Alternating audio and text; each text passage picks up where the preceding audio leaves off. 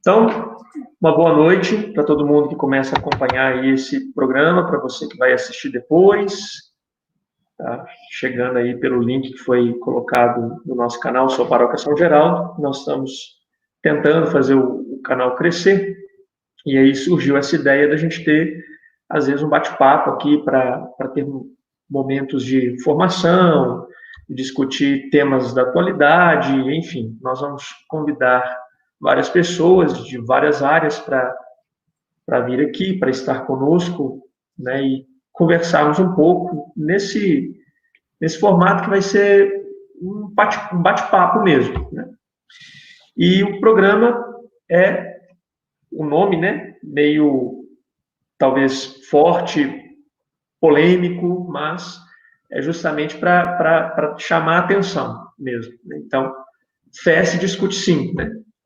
Às vezes a gente escuta tanto que fé não se discute, a gente escuta também futebol, religião e política não se discute, né? Então eu resolvi a gente ter esse título, Fé se discute sim, não a discussão que gera briga, mas o conflito, mas a discussão de ideias, de propor temas e crescer juntos, né? E também não a discussão de tentar convencer ninguém com alguma coisa, mas nessa troca de ideia, nessa simbiose, a gente crescer juntos, né? Conversando, crescer juntos. Esse primeiro encontro, nós vamos ter um convidado muito especial.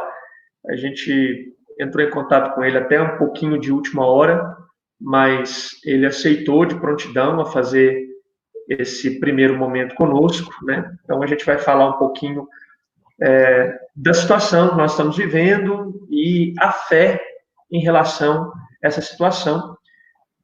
Nós vamos estar aqui nesse tempo conversando com o Padre Danilo César, que é presbítero da Arquidiocese de Belo Horizonte, pároco da paróquia de Santana, liturgista, mestre da Sagrada Liturgia pelo Pontifício Instituto Litúrgico de Roma, doutorando pela FAGE e CAPES e desenvolve pesquisa em torno da questão mimética da liturgia, leciona liturgia na Faculdade de Teologia da PUC Minas, no ISTA, coordena o curso de pós-graduação em liturgia da FAGE Rede Celebra e é membro do Secretariado Arquidiocesano de Liturgia e membro da Comissão Episcopal para a Pastoral Litúrgica da CNBB e também membro da Rede Celebra, Rede de Animação Litúrgica, e foi meu professor também no período da teologia, né? Tive o prazer de ter aula lá com o Padre Danilo. Boa noite, Padre Danilo.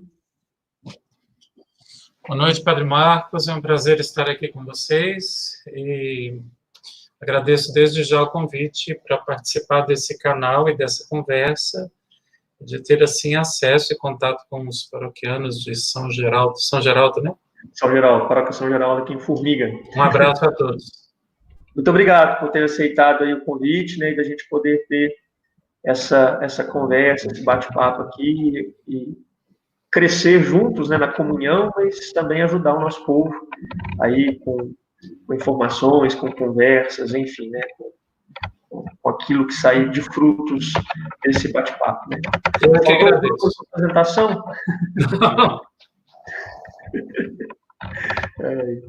Então, palavra livre para o senhor fazer uma abertura. Para mim?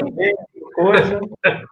Quer falar mais alguma coisa ou já quer ir direto nos assuntos que nós combinamos? Não, eu achei interessante o convite que o Padre Marcos me fez,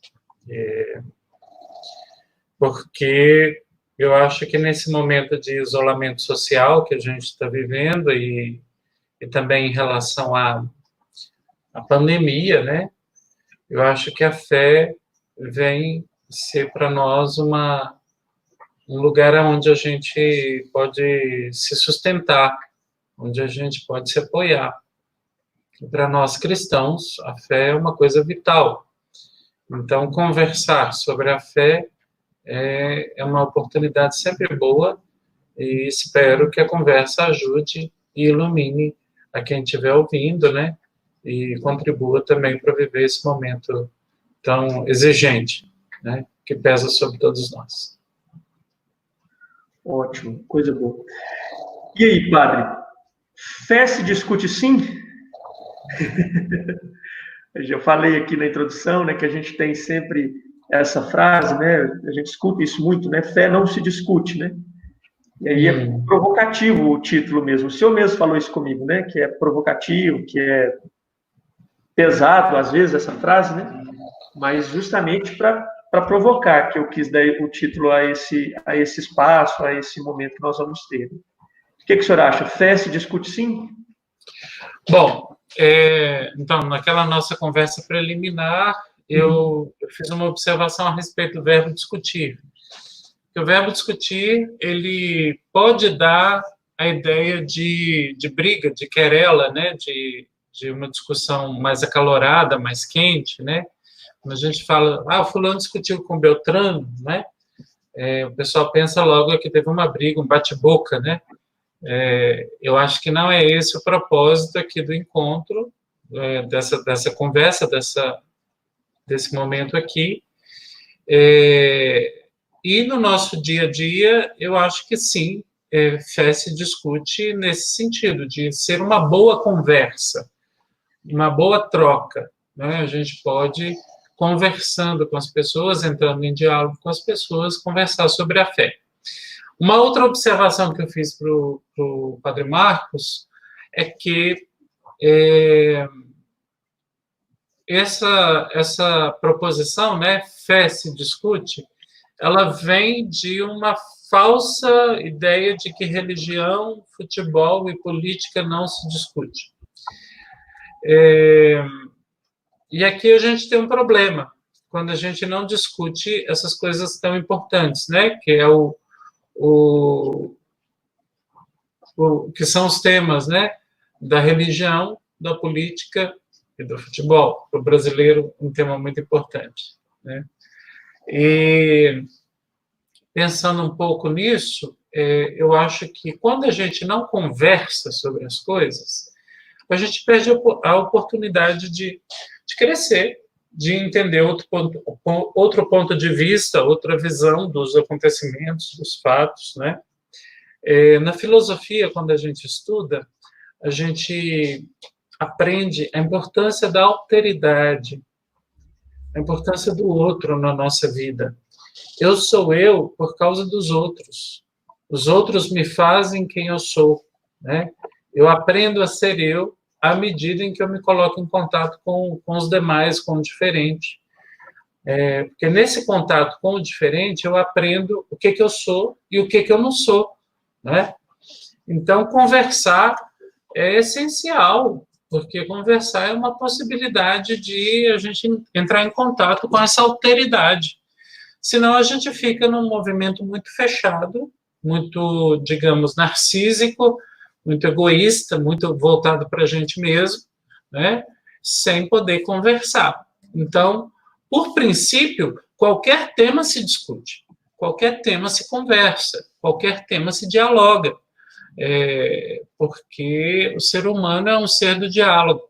Hoje de manhã eu estava escutando uma gravação de uma live muito interessante, e o entrevistado estava dizendo que, biologicamente, entre os seres humanos, entre os seres, né, desculpa, o ser humano é um ser que precisa da cooperação. Ele falou a palavra cooperação, mas ele usou um sinônimo mais chique, né? Ele precisa da sinergia. Então, essa sinergia significa trabalhar junto. Essa cooperação, esse trabalho conjunto do ser humano uns com os outros. A gente vive em sinergia, a gente vive na interdependência. Então, eu preciso de você que está me ouvindo e você precisa de mim que te falo. E essa interdependência enriquece a nossa experiência humana, né? A gente se constitui, cresce assim. Só que ele falava lá na entrevista nesse contexto da proteção da vida, da preservação da vida.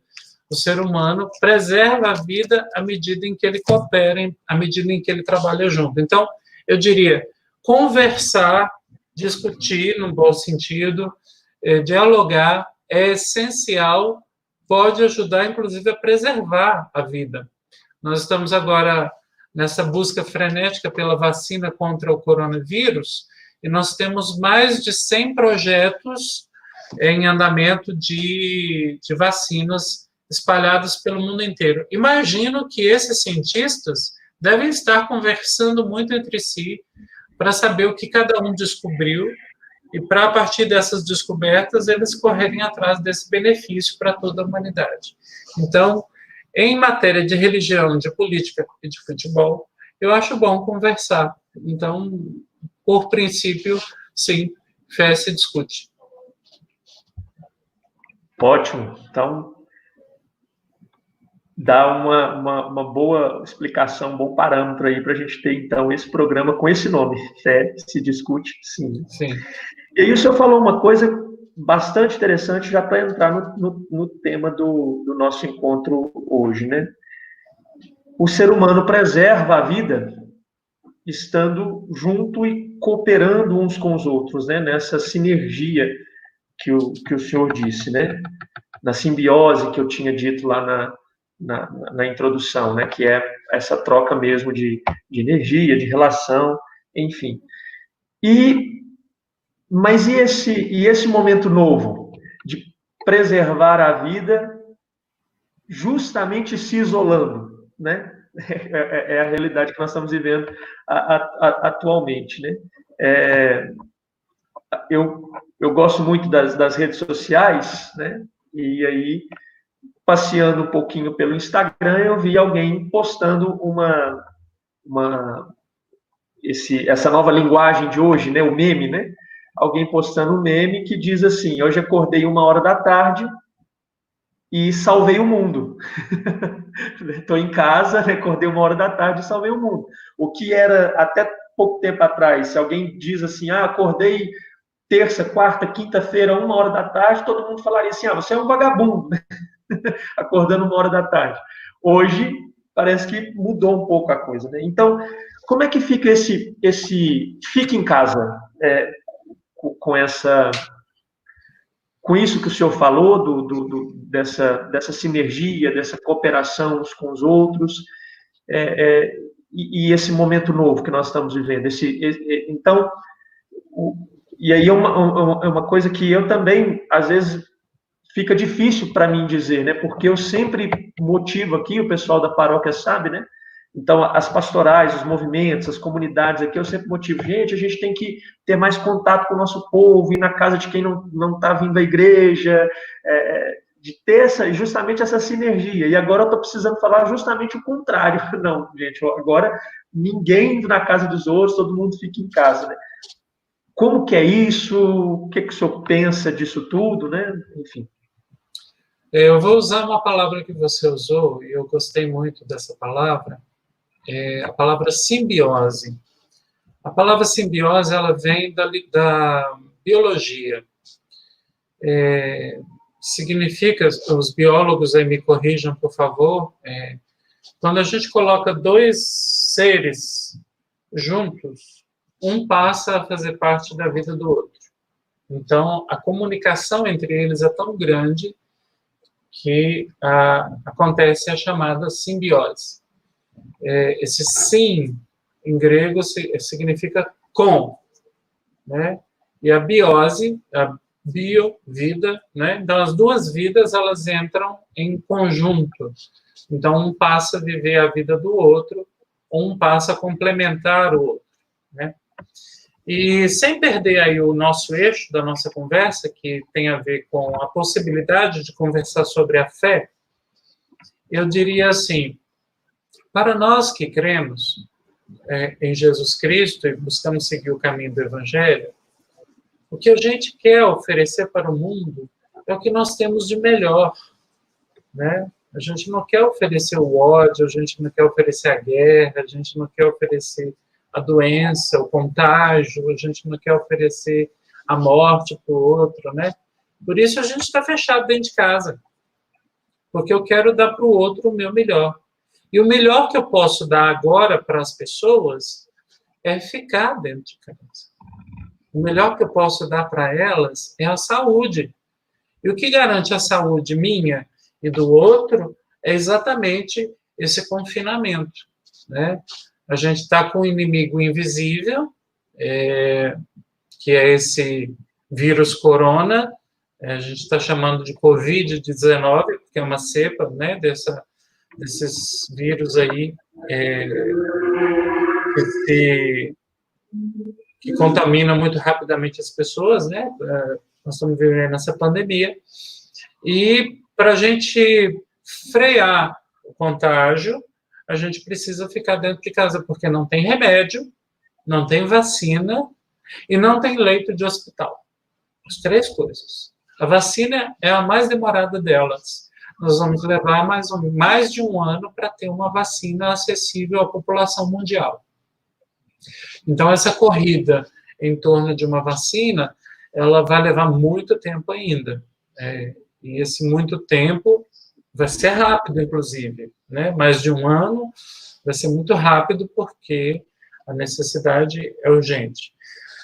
O tratamento sem vacina significa que a gente pode usar remédios, né? Mas não se sabe ainda quais remédios curam essa doença para quem já contraiu, né? Então, a gente tem aqui um outro problema.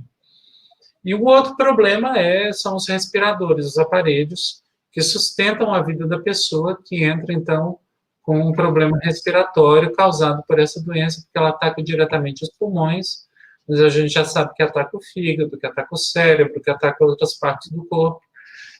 Ela é bastante complicada, mas ela começa pelos pulmões. Então, para proteger a pessoa, a gente precisa ter os respiradores. A gente não tem esses respiradores no Brasil em número suficiente para atender a demanda. Nenhum país tem esse número de respiradores suficientes, né? Então, o melhor a fazer é ficar dentro de casa. Então, o que eu posso dar para você que está me ouvindo? Eu posso ficar dentro de casa. É o melhor que eu posso fazer por você. E é o melhor que você pode fazer pelo outro, né? Então, nesse sentido, a nossa simbiose, ela está protegendo a vida do outro. Ela está garantindo a nossa sobrevivência, né? Então, a nossa cooperação agora é essa, né? Por mais que pareça paradoxal isso, né? Que eu me distanciando fisicamente do outro, eu esteja, então, protegendo o outro, né?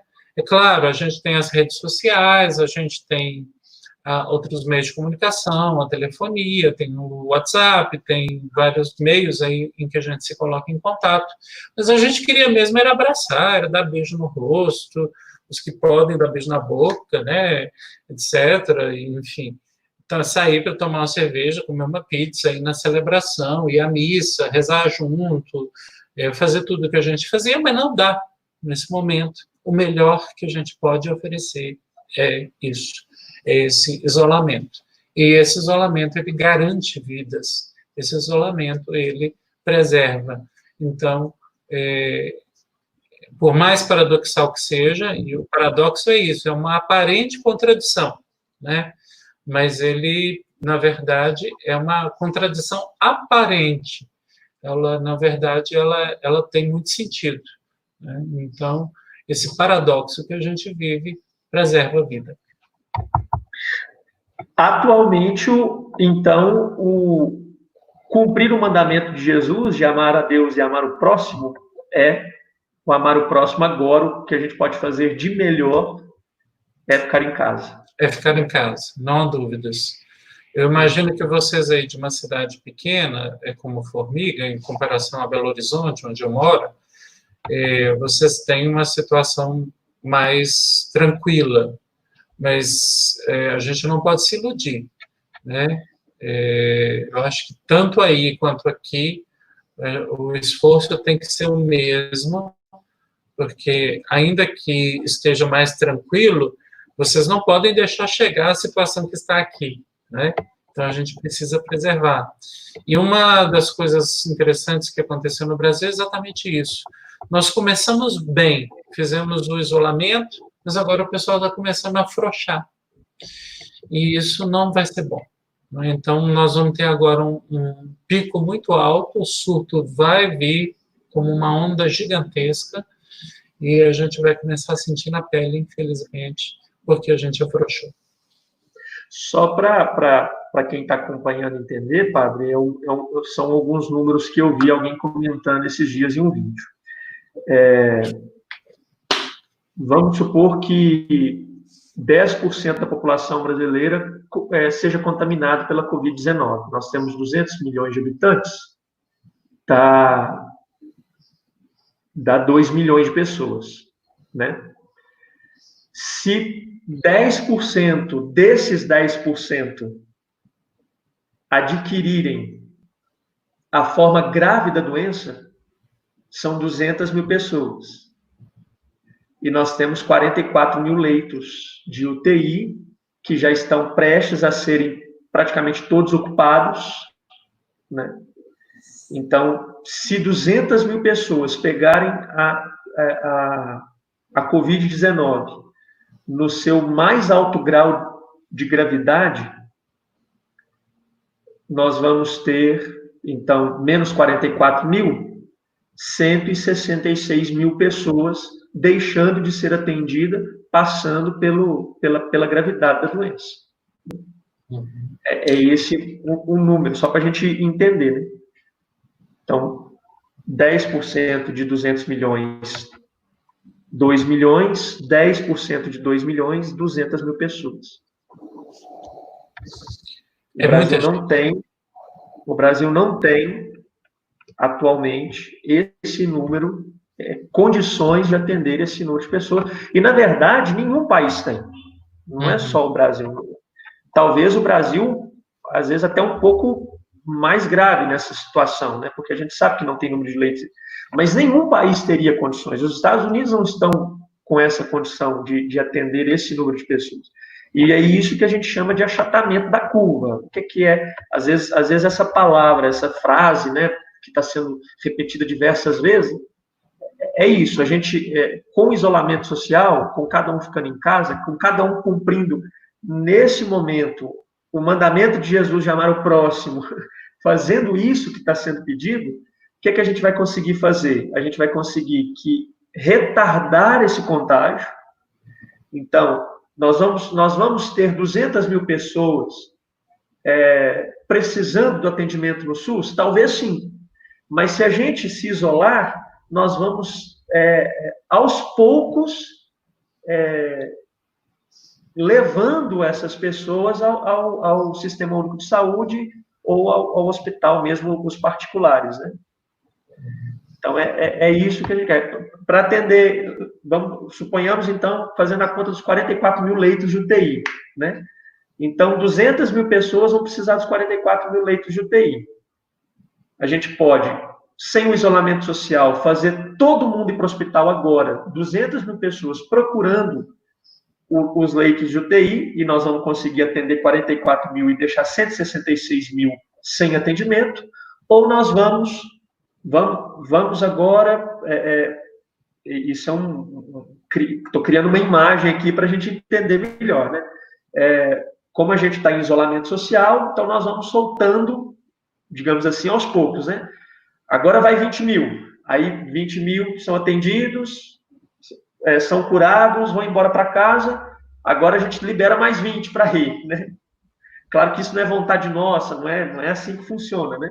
Mas só para criar uma imagem para o pessoal entender. É isso que o governo está tentando fazer, pelo menos os mais responsáveis, enfim, né?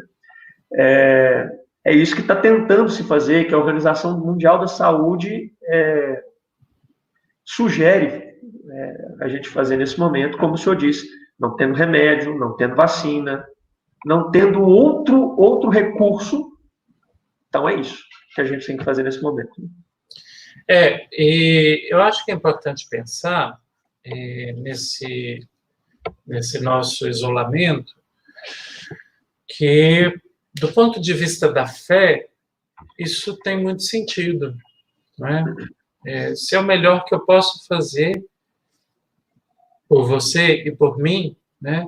Eu acho que a gente tem aqui já um ponto de contato com a nossa experiência religiosa cristã e a nossa experiência de Deus, né? Esse mesmo Deus que na pessoa do seu Filho disse: eu vim para que todos tenham vida e a tenham em abundância. Então não pode ser que os discípulos de Cristo vão promover a morte. É incoerente pensar uma coisa dessa. Então, por isso também, nós não estamos celebrando, né? As nossas igrejas estão fechadas. E elas estão fechadas por isso, porque a gente tem que preservar a vida. Fazer aglomerações agora significa promover mais mortes. É claro, dentro desse processo, né, do contágio para o agravamento da situação, do agravamento da situação para o não acesso à rede de saúde, porque nós não temos leitos suficientes, e não tem remédio, e não tem vacina. Então, nós cristãos, pelo menos os cristãos que ouvem o Evangelho, escutam essa palavra de Jesus: eu vim para que todos tenham vida e a tenham em abundância. Então, nós somos aqueles que vamos promover a vida por causa de Jesus, né?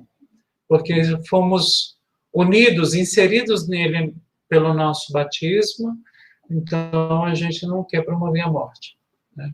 Então, isso tem a ver com a fé, com a experiência nossa de fé. E por que é tão difícil esse fique em casa, padre? O que faz essa dificuldade nossa de ficar em casa? O que faz essa dica, essa frase que está sendo repetida tantas vezes, que parece soar simples, né? Fique em casa. É uma coisa que deveria ser muito simples para nós, mas por que é tão difícil? Bom, tem várias coisas. Eu acho que a maior dificuldade é a dificuldade de sustento. Isso é real num país pobre como o nosso. A gente tem pessoas que precisam trabalhar, né? E o trabalho é uma necessidade. Então, a gente tem trabalhadores que, se pararem de trabalhar, ou vão ficar desempregados, porque a gente tem o mercado, e a lei do mercado, ela não é uma lei cristã, né? Então, o mercado não está interessado na vida das pessoas, ele está interessado no lucro. E, então, a economia, o mercado tem que gerar, tem que fazer dinheiro, tem que, etc. Então, são outros princípios. Então, algumas pessoas estão sendo constrangidas a trabalhar, né? Pensemos naquelas pessoas que são dos serviços essenciais, né? Então, os que estão nos hospitais, os lixeiros que estão recolhendo os nossos lixos nas ruas, o pessoal que trabalha em supermercado, em farmácia, esses serviços que não podem parar porque a nossa vida depende do trabalho deles. Isso aí a gente entende, é legítimo, porque esse mínimo funcionamento ele precisa continuar. Mas tem um lado ruim dessa história, que são aquelas pessoas que são forçadas a trabalhar para não perder o emprego, porque o patrão não quer que a sua empresa pare, né? Então, nós temos, por exemplo, donas de casa ou donos de casa que não querem abrir mão das suas empregadas domésticas e do trabalho que elas executam. No entanto, é um risco, tanto para a família que recebe esse trabalho dessa empregada doméstica, quanto para a empregada doméstica que não está fazendo, então, o isolamento. Estou dando aqui um exemplo, né? Mas poderíamos ter outros exemplos aqui de fábricas, de empresas, de negócios, etc., em que as pessoas estão sendo constrangidas a trabalhar. Então, acho que a primeira dificuldade maior, ela vem desse imperativo econômico que força algumas pessoas a sair de casa e a trabalhar desse jeito, porque se elas assim não fizerem, elas vão passar fome, elas não vão pagar as contas, elas não vão conseguir se sustentar e sustentar suas famílias. Então, nós temos aqui um problema sério. É um problema de todos nós, não é só delas, né? Segundo problema que eu acho o problema do fica em casa é o problema do contato com os familiares em tempo integral. Isso é complicado, né? Porque a gente passa o dia dentro da nossa casa, então à tarde e de manhã a gente trabalha, a gente sai de casa, a gente volta para casa à noite. Então, assim, a gente tem uma alternância, né? Esse convívio, ele é um convívio suave por causa da alternância que a gente faz. Então, nas várias atividades do dia, a gente dá um respiro, a gente dá um fôlego para o outro, né?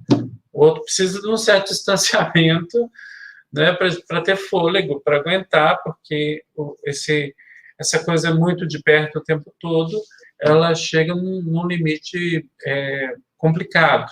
Então, por exemplo, já há estudos de aumento de casos de violência doméstica. O aumento já está ficando grande da violência doméstica. Não estou dizendo que isso justifica, claro que não, a violência nunca é justificável, mas já está acontecendo nesse contexto do fica em casa, né? Então, o convívio, o tete-a-tete, e como dizia Caetano Veloso, de perto ninguém é normal, a gente, então, tem aqui um estresse maior nesse convívio muito próximo, muito do dia a dia. E o terceiro aspecto que eu acho que é difícil para nós, o fica em casa, é o contato com a gente mesmo. Eu tenho que lidar comigo mesmo. Então, eu tenho que olhar para mim, para as minhas coisas, organizar minha vida, organizar minhas estantes. Vocês estão vendo aqui no fundo a minha estante ainda muito bagunçada, né? Eu tenho que olhar para as minhas gavetas internas, para o meu coração, para a minha mente, para as minhas coisas internas. Então, esse isolamento vai me colocar em contato com isso. E eu, às vezes, não estou querendo ver isso. Eu não estou disposto a enxergar certas coisas. Só que o isolamento te impõe isso. Você acaba tendo contato com isso, esbarrando nisso, né? E aqui eu lembro a poesia do Drummond. Havia uma pedra no meio do meu caminho, no meio do meu caminho havia uma pedra. Então, essa pedra ela vai aparecer, né? Eu conheci a história de um franciscano, que eu não conheci pessoalmente, mas alguém me contou a respeito, achei bonita a imagem que foi usada. Ele levou para dentro do quarto dele uma pedra bem grande, e colocou no meio do quarto. Então, as pessoas entravam e lidavam com essa pedra lá dentro. E aí alguém perguntou para ele, Frei, mas por que você colocou essa pedra aqui dentro? Ele falou, para eu não me esquecer de alguma coisa. Eu acho que o contato conosco mesmo é essa pedra que está escondida e que ela vai ficar diante de nós agora o tempo todo. Então, a gente vai ter que lidar com isso. Então, é interessante pensar que, pelo menos essas três coisas. Eu só queria complementar uma coisa, Marcos. Eu estou preocupado com as pessoas que não têm casa para ficar. Tem esses que não têm casa para se esconder do Covid, né? Então, são coisas que eu acho que precisam ser ditas, pelo menos. A gente pensar, né, um pouco. Duas coisas que o senhor comentou, talvez a gente tentar explorar mais um pouquinho, né? Essa pedra que a gente precisa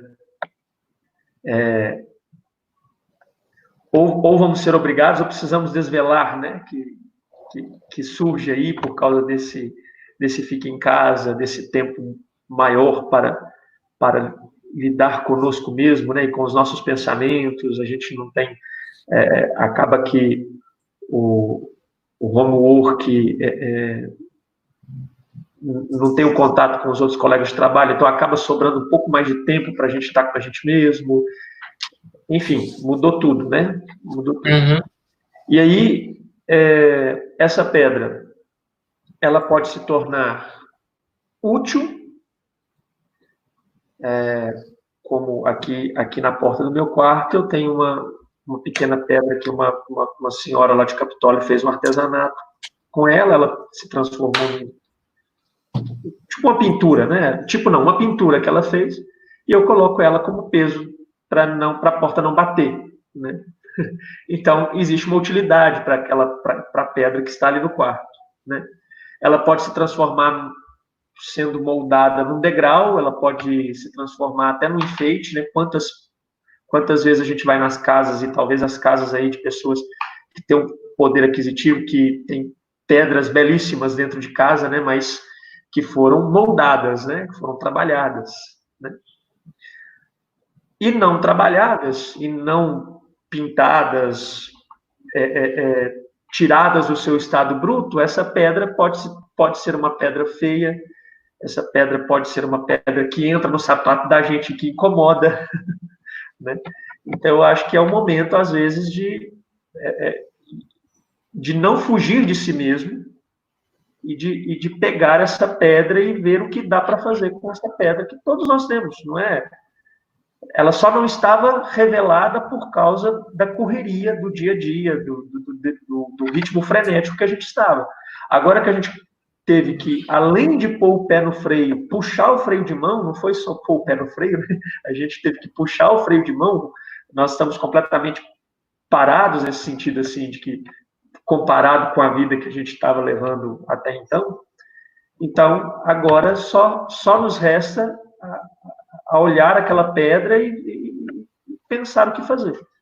Ou, se não pensarmos, ela vai se tornar essa pedra de tropeço, ou essa pedra que entra no sapato e que incomoda o calcanhar. Né? O sentido metafórico aí da pedra, né? Se a gente puder ajudar a compreender essa palavra metafórica, poderia ser o sentido simbólico dessa pedra na nossa vida, somos nós mesmos, né? Nós somos a pedra.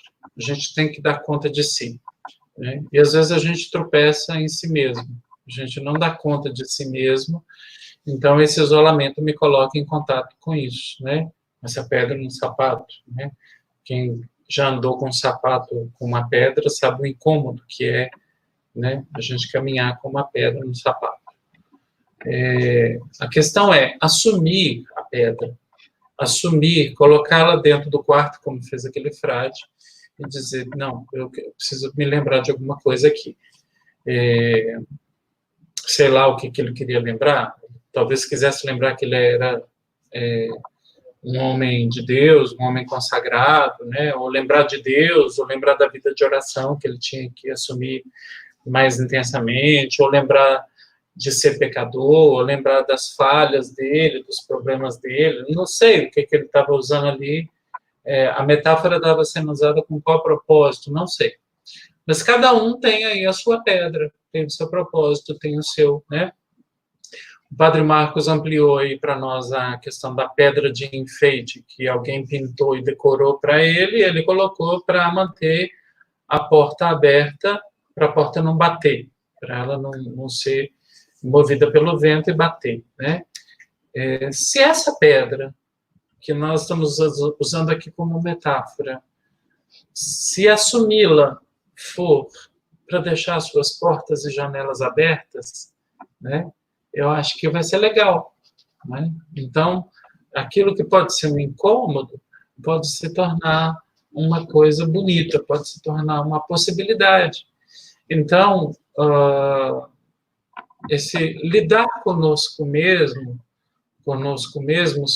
é lidar com as possibilidades, mais do que com as dificuldades. Então, o isolamento faz a gente acordar para dimensões nossas, pessoais, para as nossas pedras, que são possibilidades, que são coisas bonitas, que são coisas, né, verdadeiras. Para além de serem incômodas, elas podem ser coisas boas. E uma outra coisa que o senhor comentou também é o contato mais próximo com aqueles que são muito próximos de nós. E eu disse isso aqui algumas vezes nas reflexões, quando isso começou, mas eu já fazia esse tipo de reflexão antes, né? Porque talvez os mais próximos de nós, aqueles que nós dividimos o mesmo teto, e talvez até o mesmo quarto, a mesma cama, né? Para quem é casado, né? E são como estranhos às vezes. Então, um dos convites que eu fiz aqui para esse tempo de isolamento é talvez a gente aproveitar esse tempo para conhecermos uns aos outros, dentro das nossas casas. Eu brinquei assim, com alguns exemplos, né? Falei, olha, você é pai de menina, então vai sentar com a sua filha e assistir o filme da Barbie, né? Que ela gosta, é o filme que ela gosta. Então você vai ter que fazer isso, né? Vai assistir com a sua esposa o filme romântico, é, nesse sentido, sair da zona de conforto. E a esposa, né, vai assistir com o marido a reprise do futebol do campeonato de 90 e não sei quantos, onde foi pela primeira vez o time campeão.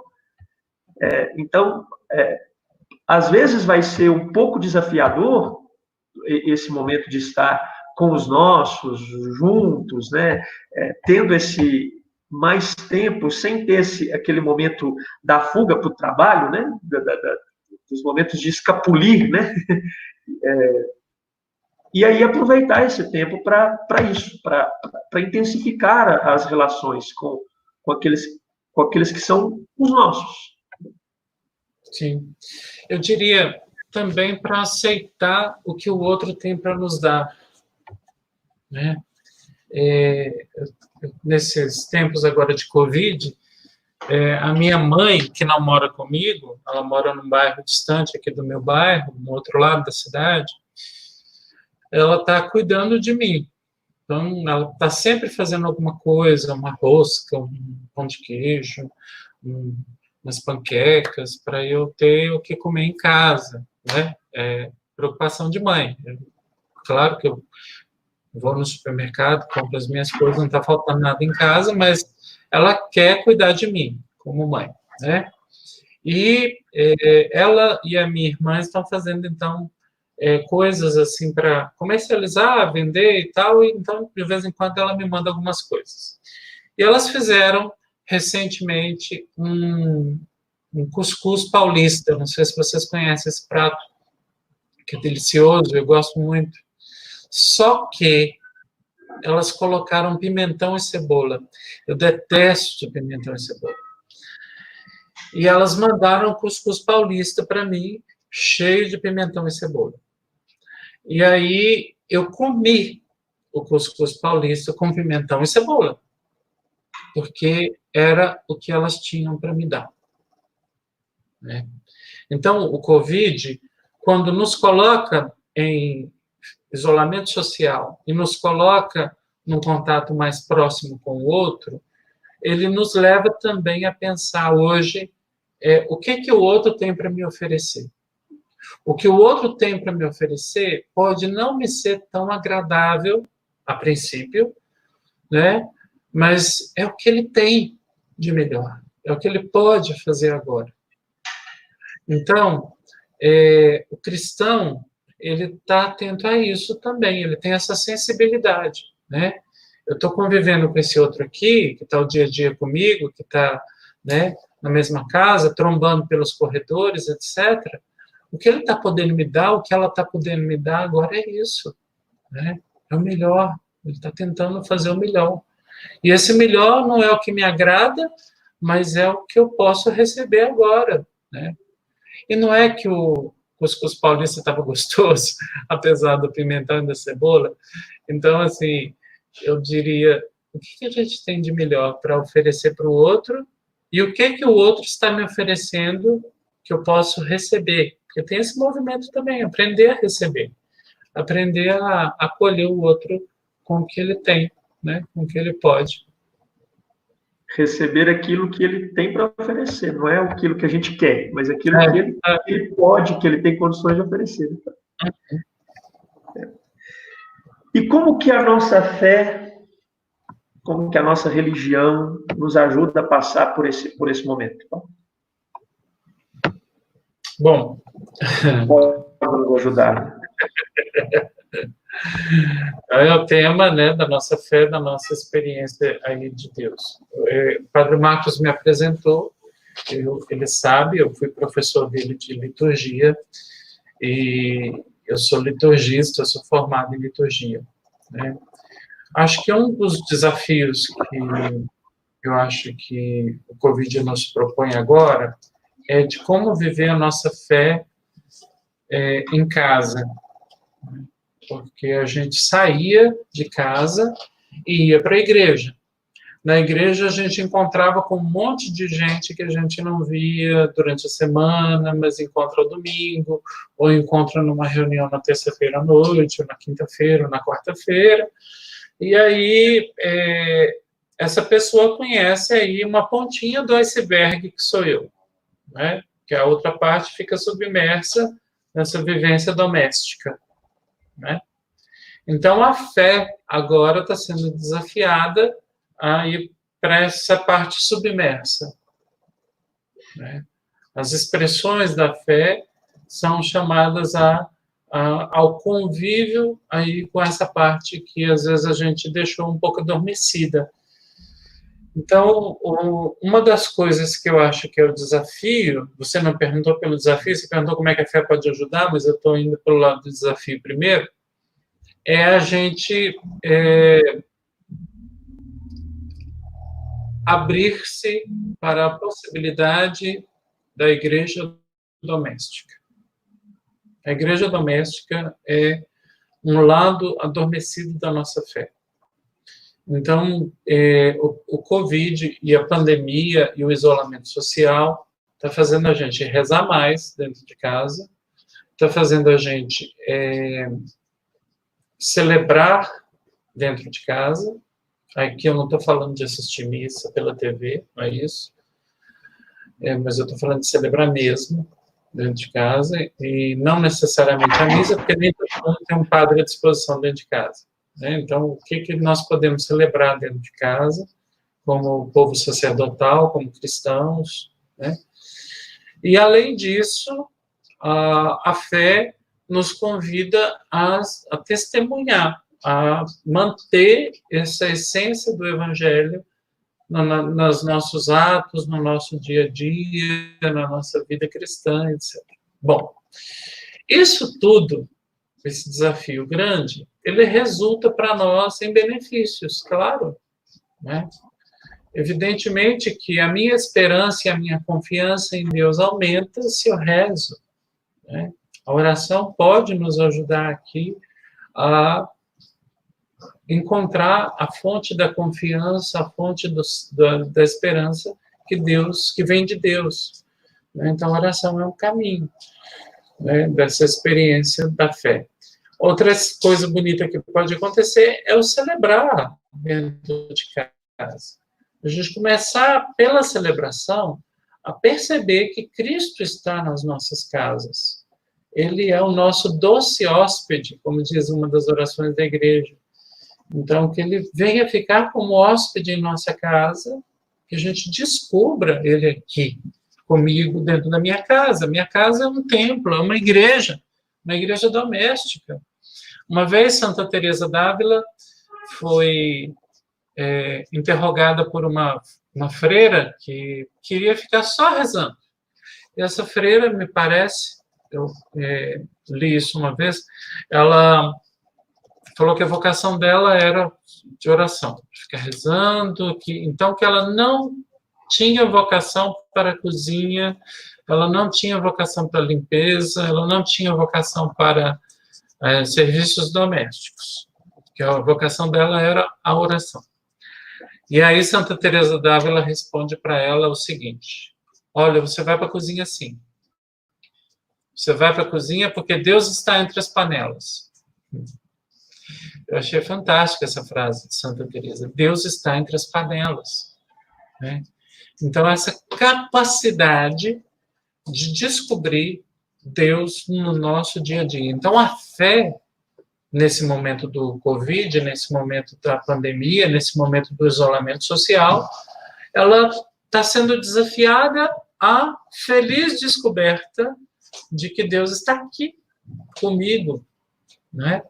está aí com você, ele está junto o tempo todo. A gente tende a localizar Deus lá nas nossas igrejas, né? E a gente esquece que a nossa igreja doméstica, ela é um lugar de Deus. E quando a gente vai ler os evangelhos, a gente vê como Jesus gostava das casas. Jesus era chamado de comilão e beberrão exatamente por isso. O evangelho fala isso, que Jesus era chamado de comilão e beberrão. Porque ele gostava de jantares, de almoços, de ir para a casa dos outros, de conviver. Então, ele foi na casa de Zaqueu, ele foi na casa de um fariseu chamado Simão, ele foi na casa de Pedro, né? E curou a sogra de Pedro. Ele tinha um amigo dele, Lázaro, Marta e Maria, as irmãs de Lázaro. Então, Jesus, a casa era um lugar muito importante para Jesus. E aí, ele parou de gostar? Não, ele continua gostando da casa. Ele continua gostando de vir aqui. Ele continua gostando de estar conosco nas nossas casas. Então, a fé, hoje, ela está recebendo novos contornos e o bonito vai ser a gente descobrir isso, que ela pode não só nos ajudar, mas ela pode ser uma mudança de olhar também da nossa maneira de seguir o Cristo e da nossa maneira de viver a nossa religião. Ótimo, palavras bem bonitas, bem acertadas, padre. Eu falei esses dias aqui da gente talvez retomar um costume que é o costume da cultura hebraica, judaica, né, do Antigo Testamento, né? Numa das homilias durante essa semana eu falei sobre isso, né? O judeu é muito dos ritos, né? Das orações, das bênçãos, a todo instante, a todo momento, né? Então ele tem uma oração para levantar, ele tem uma oração para arrumar a cama, ele tem uma oração para sair de casa, uma para chegar em casa, ele tem uma oração para fazer a comida e uma oração para comer a comida, né? Não é a mesma oração, porque não é o mesmo gesto. Enfim. E aí, às vezes, a gente precisa redescobrir também um pouco do que a gente perdeu dessa cultura que vem do Antigo Testamento, nós temos um padre na igreja, que é importante e tem a função dele, mas existe um sacerdócio em casa, na família, né? E precisa daquela pessoa, o mais velho, o mais religioso da casa, enfim, alguém precisa assumir esse papel de conduzir a oração, de conduzir a bênção, de rezar. Todos nós, católicos, batizados, temos a condição de abençoar, né? E por isso, a nossa cultura é assim, a gente pede a bênção ao padrinho, à madrinha, o avô, a avó, o pai, a mãe, né? Não sei aí, né? Mas aqui no interior, chegar perto de uma pessoa mais velha e falar benção é extremamente normal, é cultural, né? Benção, né? E é essa palavra que o pessoal do interior, pelo menos, usa, né? Benção. Então, se o avô, a avó, o pai, a mãe, o padrinho e a madrinha, eles têm o poder aí, né, entre aspas, né? O poder de abençoar o filho, o neto, o afilhado, tem o mesmo poder de abençoar o pão, tem o mesmo poder de abençoar o arroz com feijão, tem o mesmo poder de abençoar, por exemplo, a festa de aniversário da filha, do filho, do neto, né? Então, eu acho que a gente precisa resgatar isso, né? De transformar a nossa casa, como o senhor disse, na extensão do templo, mas em casa alguém precisa assumir esse sacerdócio de conduzir, né, a família na prática religiosa e na fé, e nos momentos da oração, nos momentos da bênção, né? Então, nesse momento, por exemplo, que estamos vivendo de doença, de pandemia, nas crises que já estamos começando a viver e vamos viver ainda, a crise financeira, talvez a dificuldade de pagar as contas, talvez alguém que perde o emprego, né? Ou mesmo a perda de alguém da família, né? Tanto pela Covid como também por qualquer outra doença nesse momento. É momento da gente pensar isso, né? Então, o padre tem um papel, claro que tem, o bispo tem um papel, claro que tem, o papa tem um papel dele, claro que tem. Eles continuam sendo sacerdotes e a igreja também tem o seu papel, né? Na religião, na comunidade, enfim. Mas é preciso, eu falava disso, preciso resgatar essa fé doméstica, como o senhor disse, mas também essa capacidade que nós precisamos ter como cristãos, católicos, de rezar e de abençoar, né, Padre? Eu acho que a gente pensa as coisas muito em termos clericais. Nossa igreja é muito clericalizada, infelizmente. Então, a gente acha que a coisa só funciona se tiver um padre junto. Não é verdade. As coisas funcionam muito bem sem um padre. Às vezes melhor do que sem um padre, do que com o padre. Então, dentro das casas, nós somos chamados a exercer o sacerdócio comum dos fiéis, que isso vem do batismo. Todo batizado participa do único sacerdócio de Cristo pelo batismo, assim como nós, padres, participamos do único sacerdócio de Cristo pelo sacramento da ordem. Então, o sacerdócio universal, ou sacerdócio comum dos fiéis, é uma realidade. Ele não é uma metáfora, não é uma ideia, ele se realiza. Então, você deu um exemplo muito bonito aí do pedido de bênção. Quando eu peço meu pai e a minha mãe, eu, Padre Danilo, vou visitar meus pais, e peço a ele bênção, e eles me dão bênção, eu sou abençoada de fato por eles. Eles são meu pai e minha mãe, eles têm esse poder, sim, de abençoar. E a gente pode abençoar como fiéis leigos uma criança, a gente pode abençoar como fiéis leigos a refeição, a gente pode, como fiéis leigos, abençoar a nossa casa, né? Seja com a oração que fazemos, seja com o pedido de bênção a Deus, seja com o louvor que a gente dá a Deus pela vida e pelo nosso dia a dia. Então, isso é muito legal, a gente poder agora, com essa pandemia e com esse isolamento, redescobrir essa dimensão e ser uma igreja menos clerical, uma igreja mais laical, mais povo de Deus. E como eu disse, né, isso não tira a importância do padre, da função específica que o padre tem. Né, o padre celebra o sacramento da Eucaristia, está ali para atender os fiéis no sacramento da reconciliação, da confissão, enfim. Né, então, pelo contrário, eu acredito, né, se nós tivermos essa vivência da fé na igreja doméstica e com a capacidade de ter alguém assumindo essa condição de participante, e também a consciência, né, de participante do sacerdócio de Cristo, como povo de Deus, como batizados, como membros do corpo de Cristo, o papel do padre vai se destacar no bom sentido ainda mais, né,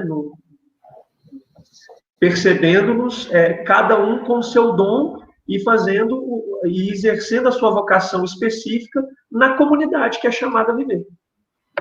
Claro, não existe sacerdócio ministerial, que é o ministério do padre, sem o sacerdócio comum dos fiéis.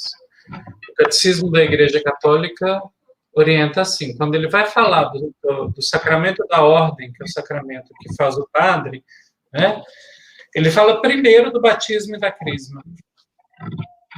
Então, é interessante isso, né? Santo Agostinho falava uma coisa muito interessante. Ele dizia assim, alegra-me o que sou convosco, preocupa-me o que sou para vós. O que eu sou convosco, batizado, é a causa da minha salvação. O que eu sou para vós, sou bispo, pode ser causa da minha condenação. Então, é muito interessante essa palavra de Santo Agostinho, porque ele entende que a salvação dele está no batismo. O batismo tem o fundamento da vida cristã. E a gente tem no batismo, na crisma e na Eucaristia, o suficiente para viver a vida cristã. Agora, dentro da igreja, para a organização da igreja comunidade, a gente precisa do ministro ordenado. Assim como para a igreja doméstica, a gente precisa do marido e da mulher, da esposa, do casal que vive a graça do matrimônio. Então, são os dois sacramentos aí que vão constituir essas duas comunidades, que estão a serviço delas, né? O padre a serviço da comunidade eclesial e o marido e a esposa a serviço da comunidade igreja doméstica. É muito bonita a nossa fé, ela ajuda a gente a perceber coisas, e esse momento está ajudando também a perceber coisas que a gente não via antes, né? Padre, e então, como que fica a nossa vivência atual em relação às coisas simples da vida, né? Aqui o pessoal está sentindo muito falta da Eucaristia, que apesar de ser, eu estou, com todo respeito, chamando a Eucaristia de coisas simples, né? Porque é o sacramento mais corriqueiro, né? A gente tem missa praticamente todos os dias, aqui tem uma paróquia aqui do centro que tem missa todos os dias, eles são o maior número de padres, né? Então tem condições de oferecer missa todos os dias, de segunda a segunda, para todo mundo, né? Tem as missas do final de semana, que são as que participam mais pessoas, né? Mas tem também as outras coisas simples, como o encontro, o abraço, tudo isso, né? Então, a pergunta é assim, é preciso não passar por isso, padre. Às vezes, por ser tão simples essas coisas e por ser oferecido tanto e tantas vezes, a gente nem dava muita atenção. A gente não dava muita atenção às nossas Eucaristias, a gente não dava muita atenção à nossa casa, à nossa família, como a gente estava conversando agora há pouco, a gente não dava muita atenção, às vezes, ao abraço, e por isso, talvez o abraço nem era dado como a gente está com tanta vontade de abraçar agora, como a gente está com tanta vontade de encontrar agora. Os nossos encontros, às vezes, eram encontros muito rápidos, né? A gente já ia para um lugar falando, eu não tenho tempo, eu cheguei aqui, mas já tenho outro compromisso, né? Como que fica lidar com essas coisas simples, com aquilo que faz parte do nosso dia a dia e que, por muitas vezes, nós não estávamos lidando bem? O que o senhor acha? O que o senhor pensa? Bom, sua pergunta ficou grande. Ficou. Porque você começou falando de Eucaristia e depois você entrou por esse caminho aí das coisas simples do dia a dia. Então, a primeira questão da Eucaristia, eu diria assim, é um sacramento eixo da nossa experiência da fé. E ter Eucaristia diariamente e ter Eucaristia aos domingos, eu acho que é um luxo. E eu vou dizer por que eu acho que é um luxo. Porque 70%, ou melhor, mais de 70% das comunidades cristãs católicas no Brasil não tem missa aos domingos, quiçá no meio de semana.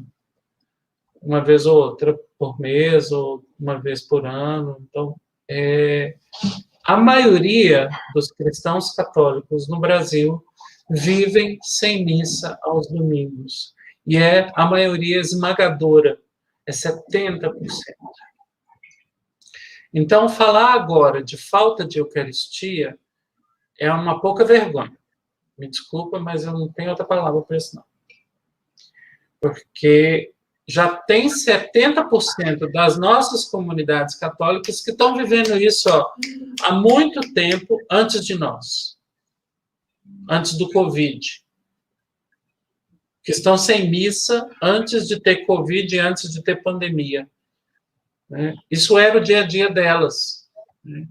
Então, agora, a gente ficar chorando de barriga cheia, eu acho meio estranho, assim.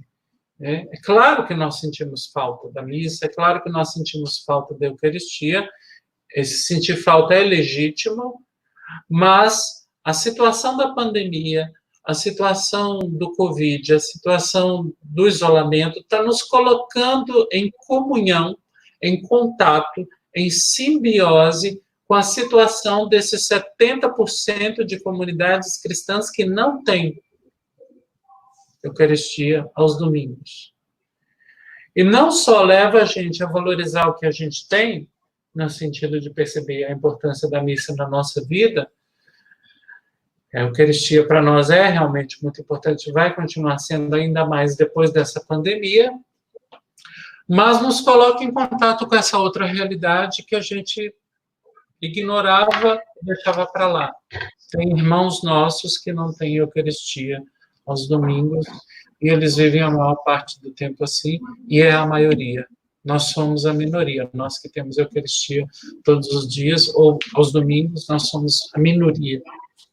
Então, esse momento da pandemia é um momento da gente viver uma prática muito esquecida da nossa igreja, que é o jejum de Eucaristia. Não é o jejum eucarístico, não. O jejum eucarístico é aquele jejum que eu deixo de comer para ir à missa, né? 1 hora antes. É disso que eu estou falando, não. Eu estou falando jejum de Eucaristia. Jejum de Eucaristia significa eu assumir esse não ter missa como algo que vai qualificar a minha próxima participação, que eu não sei quando vai ser, né, numa missa. Então, nós vivemos o jejum eucarístico num único dia no ano, que é a Sexta-feira da Paixão. Sexta-feira da Paixão é um dia que a gente não tem missa, nem na sexta, nem no sábado de manhã. A gente não tem missa, né? No sábado de Aleluia de manhã. Então, esses dias são marcados como dias de jejum eucarístico. Mas, enfim, são coisas para pensar, né? Agora, voltando às coisas simples. Eu diria que, nesse tempo de pandemia, tem uma coisa simples que a gente está deixando de fazer. E a nossa conversa começou por aí, numa palavra do Padre Marcos. Ele falou que alguém acordou 1 hora da tarde, né?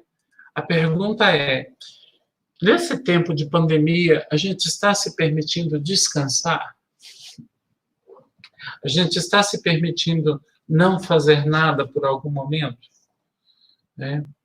Porque quando a gente escuta os conselhos, né? Agora com a pandemia você vai poder ler todos os livros que você não leu. Com a pandemia você vai ver todos os filmes que você não viu. Com a pandemia você vai fazer aquelas receitas que você recebeu das suas amigas, dos seus amigos e não pôde cozinhar. Com a pandemia nós vamos arrumar as nossas gavetas. Com a pandemia nós vamos dar faxina na casa. Com a pandemia nós vamos arrumar as nossas prateleiras, os nossos armários. Agora eu pergunto a você, com a pandemia você vai descansar? Porque o descanso, ele é fundamental para o nosso organismo, para o nosso ser. Então, eu acho que a vinda desse vírus agora para o nosso planeta também tem um sentido importante de interrupção, de interromper o trabalho, de interromper o dia a dia, de interromper tudo e falar, cara, vamos só viver por algum momento? Vamos tomar um café olhando para o céu, ou conversar um pouquinho, ou ficar em silêncio? Vamos fazer nada? Fazer nada... Quem é que dá conta de fazer nada por algum momento? Né? Esse fazer nada pode lavar a alma, sabe, gente? Esse fazer nada pode dar a gente um respiro, botar você de novo em contato com o seu interior, com o seu interno, né? O ritmo frenético pode, com fazer nada, também dar a gente uma nova pulsação, um novo jeito de viver, né? E eu acho que a gente precisa prestar um pouco de atenção nisso. Não estou falando de ficar o dia inteiro parado à toa, não. Mas deixar que isso aconteça em algum momento do seu dia. Agora eu não vou fazer nada. Agora eu vou parar, eu vou simplesmente deitar aqui no sofá um pouquinho, olhar para o céu, para a janela, e ficar aqui um pouco, né? E se dormir, pode ser que o seu organismo esteja pedindo isso, que você durma, né? Porque dormir é muito importante. Ou ficar parado, né? Ah, mas ficou lá à toa, fazendo nada. Qual o problema? Não há pecado em ficar parado. Não há erro, no sentido moral, em não fazer nada em algum momento. A gente não tem que ficar fazendo coisas o tempo todo. Essa mentalidade de ficar fazendo coisas o tempo todo é muito capitalista, ela não é cristã. Então, o cristão, ele também sabe parar, né? Então, faz parte da nossa fé essa capacidade de parar. A oração é um desses momentos em que a gente para com todo o resto para simplesmente estar diante de Deus, sem falar nada, em silêncio, sabe? Só ali, olhando para Ele e deixando Ele olhar para a gente, né? No seu encantamento que Ele tem por nós. Então, acho que parar seria uma boa coisa para a gente viver também nesse tempo. Padre, mudando um pouquinho de assunto para a gente avançar, senão vai delongando demais. Eu não sei se o senhor viu ontem, eu queria comentar o editorial do Jornal Nacional. O William Bonner ontem chamou a atenção para a gente. Eu achei... Tem muita gente questionando aí, né? Antigamente a esquerda questionava a Globo pela posição, agora a direita questiona a Globo pela posição política, né? E, enfim, questionável ou não a reportagem da emissora, né? Eu achei muito interessante a reflexão que ele fez. Eu não sei qual momento que eu não vi o jornal completo, eu vi o trecho na internet, né? E aí ele chamou atenção ontem porque os números chegaram a 8.500 mortos, né? E aí ele ainda disse, né? Parece que nós estamos acostumando com a morte, né? Com a morte desse tanto de pessoas, né? E aí ele lembrou, por exemplo, ele lembrou Brumadinho, né? Morreram 250 pessoas, se não me engano, por alto, eu não anotei os números aqui, 250 pessoas, e nós ficamos, assim, arrasados. Teve a tragédia também ambiental, tudo isso, né? Mas, enfim, quando um avião cai, né? Como aconteceu em Guarulhos, como aconteceu, enfim, são 200, 300 pessoas que morrem, e aí a gente... E antigamente era assim, né?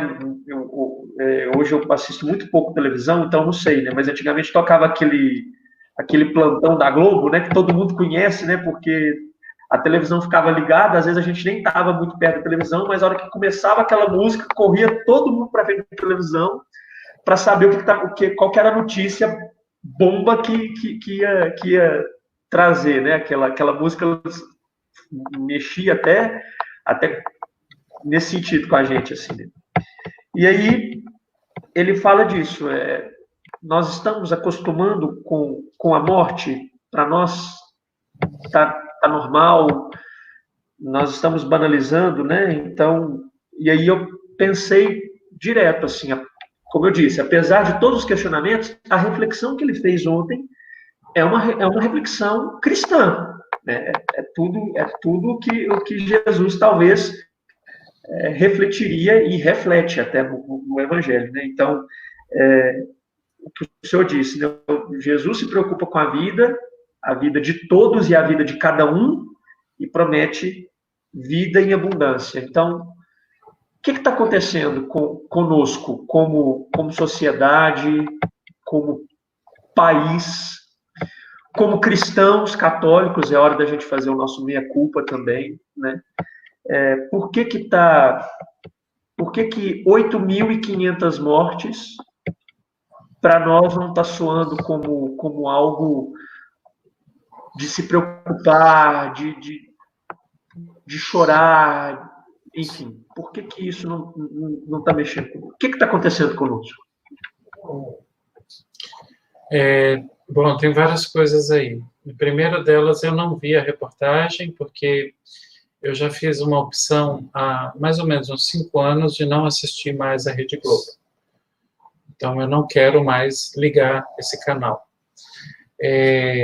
Eu, como você, eu vi essa coisa pela internet, mas eu não li o comentário do Bonner, mas eu vi a chamada numa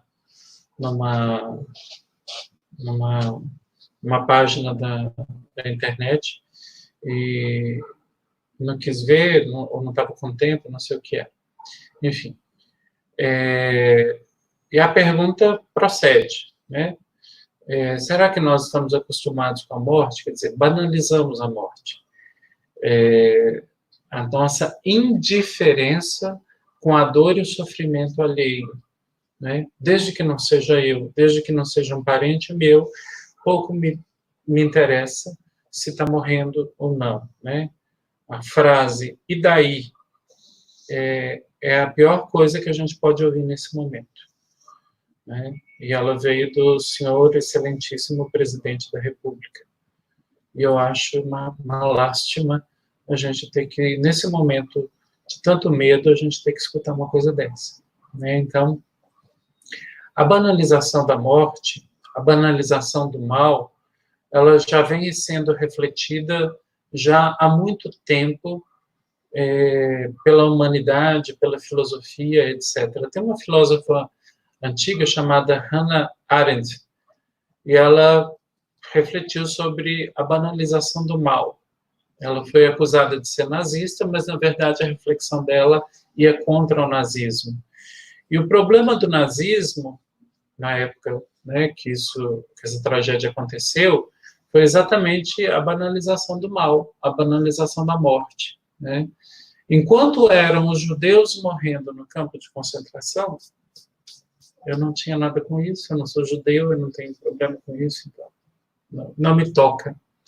Isso não tem nada de cristão, eu lamento, né? Para o cristão, a pergunta do livro do Gênesis interessa muito, que é a pergunta que Deus faz para Caim a respeito de Abel. Onde está o seu irmão? Onde está o seu irmão? O meu irmão e o irmão de quem é de Jesus Cristo está nas ruas, está nos hospitais, está morrendo. Então, nós não podemos agora ser indiferentes à morte do outro. Mas vai morrer mesmo, e morrendo, mesmo sem pandemia, a gente não fica sabendo, não tem como a gente, né? Mas esse é o problema nosso, a gente começar a deixar o coração ficar tão frio, tão gelado, que a gente não tem mais essa capacidade que é de Deus de compaixão. Compaixão significa deixar mover as entranhas pelo outro. E só a compaixão é que pode gerar vida nova. Só a compaixão é que pode fazer renascer. Então, se eu não sinto compaixão, a gente fala misericórdia, a palavra misericórdia quer dizer isso também, eu não entro na mesma vibração de Deus. Então, se eu me digo cristão, se eu digo que eu tenho fé, eu estou dizendo com isso que eu sou cristão, que eu tenho fé, que eu sou católico, etc. Eu estou dizendo que eu sou de Deus, que eu tenho uma pertença. E que o meu coração, a minha mente, o meu agir, o meu ser, vive ou busca viver em sintonia com o ser de Deus. Mas, na hora que alguém morre, eu digo, e daí? Não, isso não é cristão. Né? Eu não posso banalizar o mal, eu não posso banalizar a morte, porque a minha norma de vida é o Evangelho. Então, se o Evangelho é a minha norma de vida, a morte do outro não pode ser indiferente para nós. Né? Então, de novo, o isolamento e o achatar a curva tem grande sentido para nós. E nós citamos o evangelho de domingo passado, o evangelho do Bom Pastor, né, João 10, mas tem também o evangelho que foi inspiração da campanha da fraternidade desse ano. Né? Viu, sentiu compaixão e cuidou dele. Né? Sim. Então, a provocação que a igreja fez durante a quaresma, e na verdade não deveria, a reflexão da campanha da fraternidade não deveria acabar na quaresma, como a gente costuma fazer, ela deve ser levada aí o ano inteiro, e na verdade deveria ser uma conversão que a gente usou a quaresma para fazer, para uma vida toda, na verdade. Mas a gente lembrar do evangelho do bom samaritano, que é justamente aquilo que o senhor falou, né? Então, é judeu, eu não tenho nada a ver com isso, né? O samaritano poderia ter pensado assim, né? Porque o conflito que o evangelho, que Jesus está contando na parábola é justamente esse, né? O samaritano, a gente tem outra passagem que isso fica bem claro, né? Que é a samaritana no poço de Jacó. O evangelista afirma, né? Os samaritanos não se dão bem com os judeus, né? Então, estava lá, descendo para Jericó, e aí passa um judeu autêntico, que deveria ter os mandamentos, tem os mandamentos de cor, deveria praticá-lo. Né? O sacerdote passa o levita, e nenhum deles faz aquilo que deveria fazer e que está contido já no Antigo Testamento. Né? E o samaritano, que os judeus não se davam, esse sim se move. As entranhas, como o senhor mesmo lembrou, né?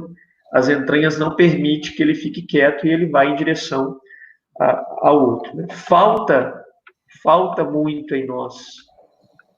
Outro meia-culpa, né? Que eu sempre faço como reflexão. Então, falta muito em nós a espiritualidade do bom samaritano. Em nós, cada um, em nós como igreja. Né? O Papa Francisco disse isso. Nossa igreja precisa voltar a ser a igreja samaritana. A igreja boa samaritana, né? Nesse sentido de sentir compaixão por aqueles que estão à beira do caminho, por aqueles que estão quase mortos, né?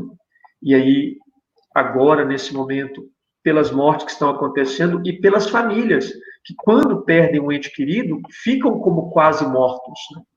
A morte tem esse poder, né? De tirar a vida de uma pessoa, mas de também tirar um pouco de vida de tantas outras. Por exemplo, a gente tem, não sei aí na capital, mas no interior tem esse costume, né? Por exemplo, o pai ou a mãe que enterra um filho,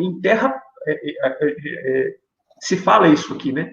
O pai e a mãe que enterra o filho, enterra parte do pai e parte da mãe, né? Porque, principalmente da mãe, né? Saiu das entranhas, né? Então, é preciso que a gente olhe para essas pessoas nesse momento, para as famílias, né? E sejamos movidos de compaixão. O que é que dá para fazer, padre? Aquilo que a gente começou a conversar no começo.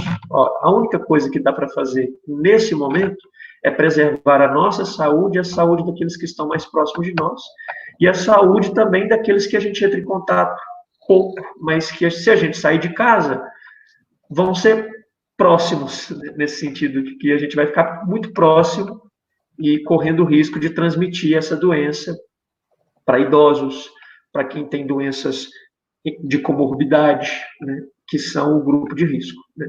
Então, se dá para fazer alguma coisa, nesse momento é fazer isso, né, ficar em casa. E talvez, voltando àquela pergunta, né, das questões que nós precisamos fazer, aproveitar esse momento de reflexão, né, de lidar consigo mesmo, tudo isso. Então, nesse lidar consigo mesmo, lidar com a fé que nós estamos vivendo, e aí se perguntar, talvez uma pergunta que a gente precisa fazer em relação à nossa fé: quanto do bom samaritano eu tenho? Ser capaz de me sacrificar, ser capaz de, pegando lá a imagem do bom samaritano, de descer do cavalo, de descer do conforto, de ter... Provavelmente o bom samaritano tinha uma programação, né? Eu estou descendo de Jerusalém, vou passar em Jericó, vou fazer tal coisa, vou chegar em casa tal e tal hora, né? Qual a capacidade nossa de mudar o nosso itinerário, o nosso programa, isso aí, né, como uma imagem, né, claro, né, para nos mover de compaixão e ir ao encontro do outro e cuidar do outro. E esse momento agora, o ir ao encontro do outro e cuidar do outro é aquele paradoxo que a gente falou no começo, de ficar em casa, né, e preservar-se, e preservar os outros. Isso mesmo. Então, quanto de bom samaritano, né, que a gente tem. Padre Danilo, eu escutei isso e eu acho bastante pertinente, né? Talvez esclarecer isso para todo mundo, que a gente, infelizmente, a gente tem algumas pessoas que levam a fé nesse sentido, né? Não é castigo de Deus, não é uma correção divina da humanidade, né? Eu acho que é uma fatalidade esse vírus, tudo isso que está acontecendo no mundo, né? Não é para nos mostrar a verdade, não é para nos converter, né? O vírus não tem esse tipo de função, né? Existe uma função do vírus biológica que a gente ainda não entendeu ele ainda, enfim, né? Mas essa função de correção, né? ou até o exagero disso, né? De que, não sei se você escutou isso, né? Mas que o vírus iria pegar nos inimigos da verdade, nos inimigos, enfim, né? Que o vírus ia atingir só esses, né? E a gente está percebendo que o vírus não tem ideologia, o vírus não faz distinção de sexo, de cor, de nada disso. Né? Mas eu acredito também, né? Inclusive está passando sempre passa isso na minha cabeça, né? Que enfim, o que acontece conosco, a gente precisa tirar sempre aquilo de bom.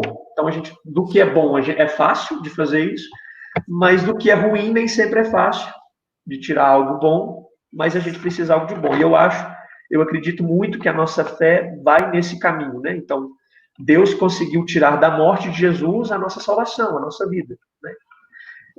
O outro exemplo que eu dou, né, é que pra gente, o que a gente põe no pé da roseira para que a roseira seja forte para dar rosa é esterco. Né? Então, só Deus é capaz disso, do esterco tirar rosa. Né? Então, como que nós precisamos sair disso? Como que nós precisamos sair desse momento que nós estamos vivendo? Né? O que de bom a gente pode tirar de todo esse sofrimento? Né? É um sofrimento ficar em casa, é um sofrimento ficar com medo de pegar a doença, ficar com medo de transmitir a doença, principalmente para quem a gente ama, enfim, ou para qualquer pessoa, como a gente refletiu um pouco antes, né? Mas como sair disso? Né? Como crescer? Bom, eu acho que são várias coisas que a humanidade está aprendendo. Não são poucas, são muitas coisas. Por exemplo, os países que estão se saindo melhor em relação aos cuidados e a superação dos contágios, né, das contaminações, não é coincidência, são os países governados por mulheres. Então, já tem várias reportagens interessantes a respeito, né? E o mais notável país que está se sobressaindo aqui é a Alemanha e a Nova Zelândia. Mas tem outros países também que são liderados por mulheres, em que esses países estão se saindo melhor do que os outros. Isso tem a ver com a mulher, isso tem a ver com o feminino. As reportagens que falam dizem que sim, que elas foram sensíveis e capazes de pensar a vida, de cuidar da vida. Então, eu acho que nesse momento o Covid está nos chamando para prestar atenção nisso, nesse feminino que é tão importante para nós. Como esse componente da vida humana essencial, né? Porque ele está atento a coisas que o nosso masculino não está. Então, eu acho que o Covid, por exemplo, vai fazer a gente olhar para isso, né? Outro problema sério é a gente pensar, por exemplo, politicamente, né? Qual é o lugar do Estado? Né? Porque antes do Covid e antes da pandemia, a ideologia que estava sendo pregada entre nós é do Estado mínimo, né? O Estado mínimo e o máximo para a economia, o máximo para as empresas, o máximo para o mercado, e o Estado mínimo é que vai ser eficiente. Agora, com a pandemia, a gente está vendo a importância do Estado, porque o Estado é que tem que garantir, as empresas não garantem, mas o Estado é que tem que garantir a vida das pessoas. É ele que tem que se preocupar. Então, a pandemia está nos ensinando isso aqui, né?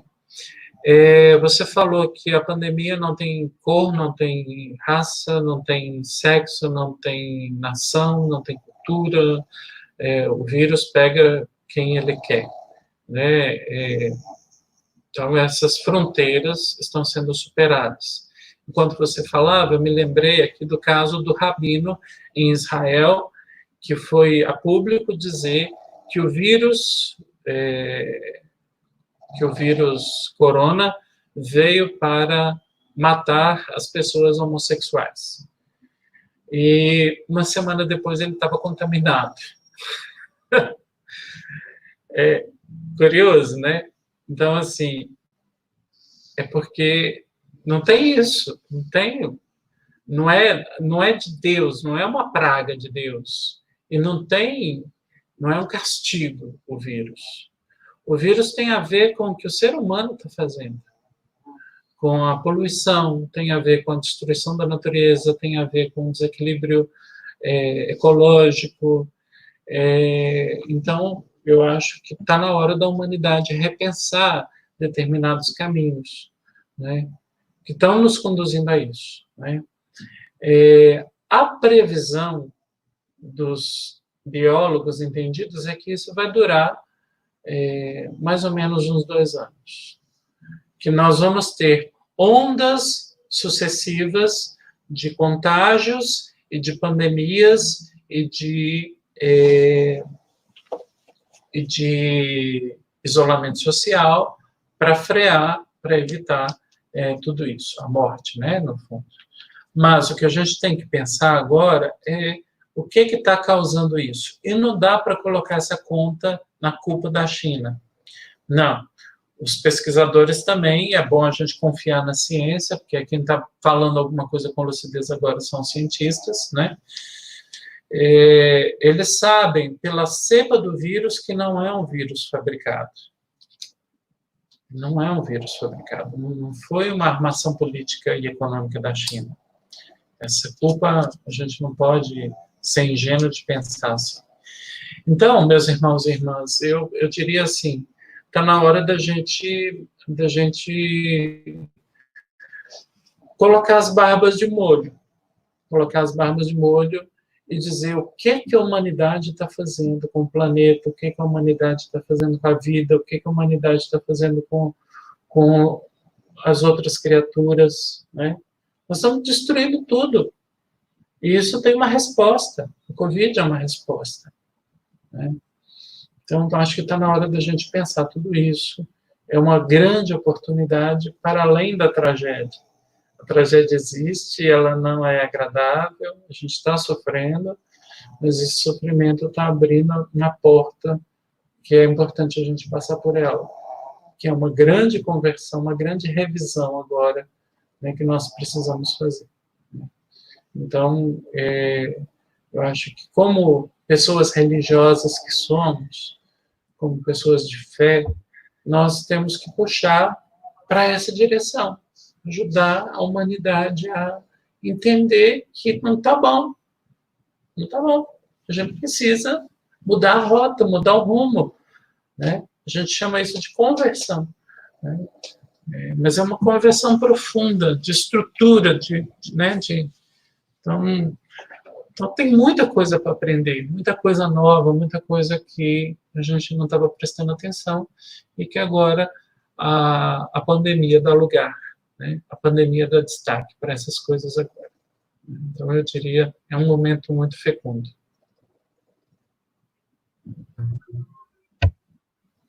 Olha, para não me alongar demais e também não tomar muito seu tempo, eu queria agradecer muito essa participação do senhor aqui, foi muito bom o senhor aceitar esse convite, é a estreia, né? Então, bom começar assim, né? Com esse bom papo, nós vamos fazer mais. Eu queria ver se a gente já deixa aí meio pré-agendado, depois a gente pensa direitinho, né? Uma hora para o senhor falar isso, o senhor falou que é liturgista, né? Eu sei que é, né? Eu estou lembrando do que o senhor falou para o pessoal que está acompanhando a gente, né? Então, para o senhor voltar aqui para a gente falar depois, conversar um pouquinho sobre liturgia, né? Que é a área mesmo, né? Senhor. Então, gostaria que, se possível, a gente marcar, né, um outro encontro desse e o senhor está livre aí para o senhor fazer uma consideração final, despedir-se, faz a propaganda aí do canal da Arquidiocese de Belo Horizonte, da liturgia, que vai ter logo mais o encontro que o senhor falou com o bispo auxiliar, né? Eu esqueci o nome dele. Dom Giovanni. Mas aí a propaganda completa aí. Bem, está livre aí, palavras do senhor aí. Tá, então eu agradeço ao Padre Marcos, que é meu amigo, e agradeço aos paroquianos da Paróquia São Geraldo, aí de Formiga, a oportunidade de estar com vocês nesse momento. É uma alegria poder conversar. A gente pode conversar sobre qualquer assunto, né? Então, religião se discute, fé se discute, né? Política se discute, futebol se discute, né? Com quem quer conversar, com quem sabe dialogar, né? Claro. Quando a pessoa não sabe dialogar, aí é melhor a gente se distanciar, né? Mas com quem sabe ouvir e com quem sabe falar, vale a pena a gente ter um bom papo, uma boa conversa, né? Porque isso faz a gente crescer, faz a gente enxergar as coisas de outro ponto de vista e de outro lado que a gente às vezes não conseguia ver e enxergar. Eu louvo e agradeço essa oportunidade que me ofereceram, espero que o programa continue, que vocês tenham outras pessoas, agradeço de ser aí quem está inaugurando com vocês esse momento, e quando vierem a Belo Horizonte, a minha paróquia está pronta para recebê-los, é a paróquia de Santana, fica no bairro Serra, então vai ser uma alegria ter vocês aqui conosco. O Padre Marcos fica também convidado a vir celebrar conosco quando quiser, e quando vier a Belo Horizonte, eu sei que ele vem de vez em quando, mas não dá as caras, né? Então tudo bem, mas a gente fala. E fica o convite aí extensivo a todos os paroquianos. E é uma alegria poder colaborar, então, com esse momento. Um grande abraço para todos e vivamos esse momento intensamente dentro de casa. O canal da Arquidiocese, padre, o programa que vai ter hoje, então, canal, do que se trata? É às 19h30, chama-se Liturgia BH, mas eu não sei se ele coincide com o horário de vocês aí, né? Está sendo muito instrutivo. A gente está conversando ultimamente sobre a liturgia doméstica, está sendo o assunto dos últimos temas, né? O celebrar em casa, a importância de celebrar em casa. Hoje o Dom Giovanni, que é o bispo auxiliar da nossa região episcopal aqui, vai falar sobre a presença de Cristo, não só nas nossas comunidades, igrejas e na Eucaristia, mas a presença de Cristo nas nossas casas. Então, isso vai ser muito legal, vai ser bom a gente falar sobre isso. É só entrar no YouTube, digitar Liturgia BH e você entra em contato com o canal. Hoje, às 19h30. Então, muito obrigado, Padre, mais uma vez, né? Que bom que nós pudemos ter esse momento, esse papo muito edificante para todos, né? E a partilha é sempre importante, por isso que fé se discute sim, né? Porque a gente sai sempre maior no bom sentido. Então, fica com Deus, bom trabalho aí diante da paróquia, e trabalhos todos, né? Como professor, tudo isso. Apareça em Formiga também, vai ser muito bem-vindo, né? Agora, ainda mais com contato aí com o povo aí, né? Assistindo e conhecendo. Aí pode ter certeza que nosso pessoal é muito carinhoso, né? Vai cobrar essa visita, né? E quando der, a gente também aparece em Belo Horizonte, assim que acabar esse momento de isolamento, né? O senhor vem e a gente vai, né? Tá bom. Tá bem? E, mais uma vez, obrigado, e a gente encerra aqui, né? Se você está gostando aí, gostou desse vídeo, curte, compartilhe, né? Os padres agora, né? O padre Danilo está precisando aprender a ser youtuber também, né? Então, tem que falar desses termos, né? Então, é uma das coisas que a gente está aprendendo, né? Pois é, justamente. Então, curte o nosso canal, esse joinha aí que você está vendo aí embaixo, compartilha, aperte o sininho para as notificações, e se você está aparecendo aí pela primeira vez, ou já veio algumas vezes, mas ainda não se inscreveu, inscreva no nosso canal. Padre Danilo, fique com Deus, todo mundo aí fique com Deus, que Ele sempre nos abençoe e tenhamos a certeza da presença de Jesus onde nós estivermos, inclusive agora na nossa casa, nesse momento de pandemia. Em nome do Pai, do Filho e do Espírito Santo. Amém.